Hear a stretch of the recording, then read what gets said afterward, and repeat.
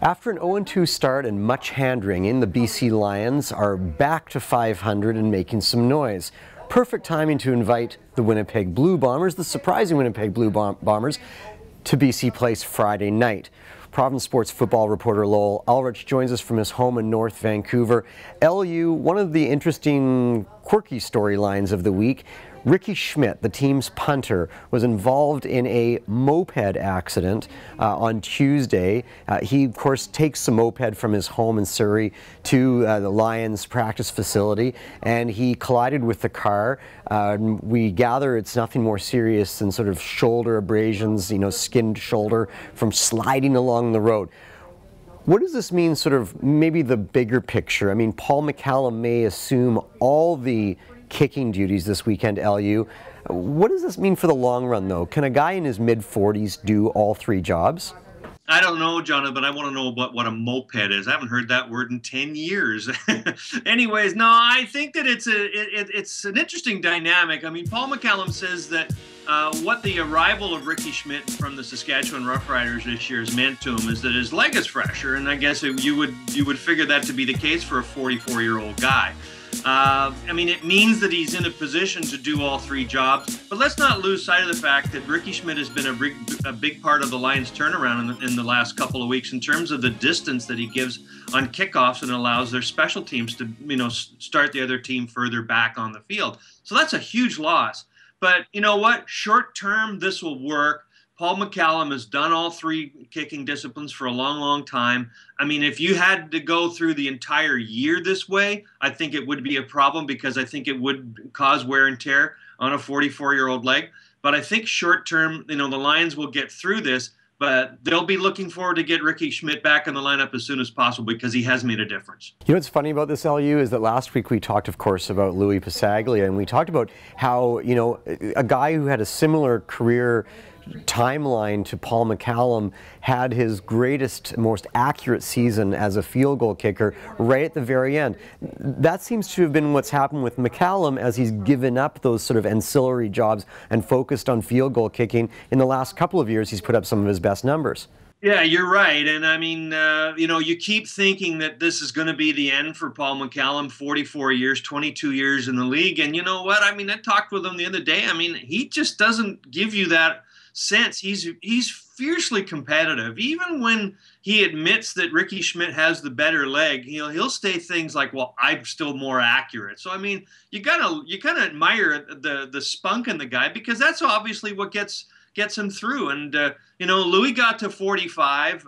Paul's 44. I mean, really and truly, I'm not seeing too much change here. So I guess that explains why the Lions went out and made a move that I think long term and maybe longer than all of us know might really help them. It's funny, LU, is I know our colleague Patrick Johnston is a big rugby guy, and he often wonders why guys in the rugby world, in Canada's rugby world, can't seem to take jobs from people like Paul McCallum. It's a lot more complex than we think. Moving along, I wanted to ask you about the Blue Bombers.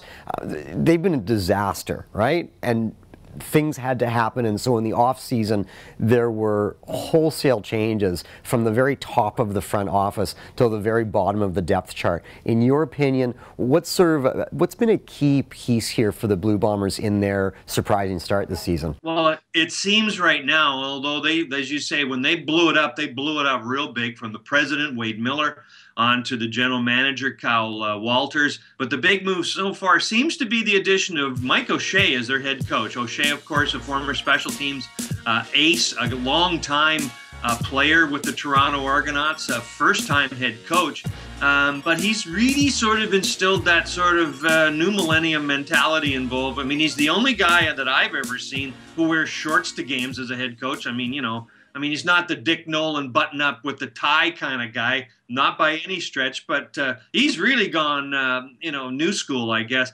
And that attitude seems to have worn off. He had great faith in a guy named Drew Willie, who made as a free agent. They got him over from Saskatchewan.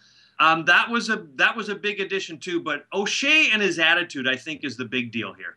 And maybe, LU, maybe OShea can pull off the shorts thing, because I think in the old days you wouldn't have wanted to see Wally Buono wearing the shorts to games.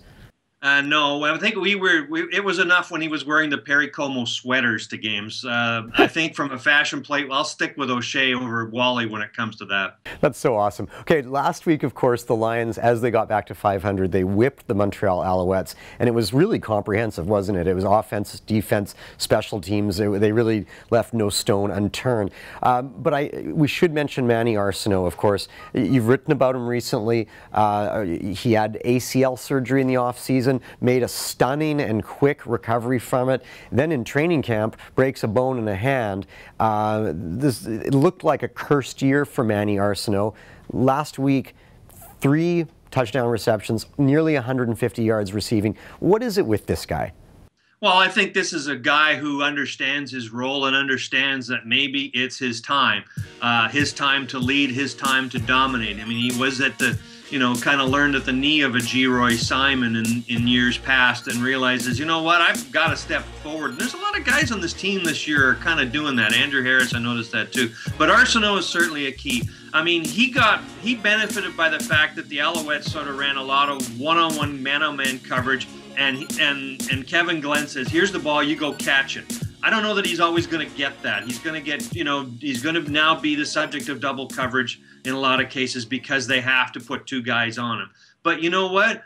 What you saw in him was exactly what you wanted, which is a guy and say, look, give me the ball, I'll lead, throw it up there, I'll catch it, and everybody will benefit from it. And he thinks, as a good team guy that Manny Arceneaux is, he says, well, if I do my job, Courtney Taylor can be better. Sean Gore can be better. Marco Iannuzzi, who draws in, he can be better too. So there's a lot that comes from one guy being a dominant guy that the Lions haven't had for a while and drawing a little bit of attention to himself. Manny Arceneaux said that he learned a lot from Geroy Simon about leadership, that Geroy used to say, let's go, and that was enough to get Manny revved up.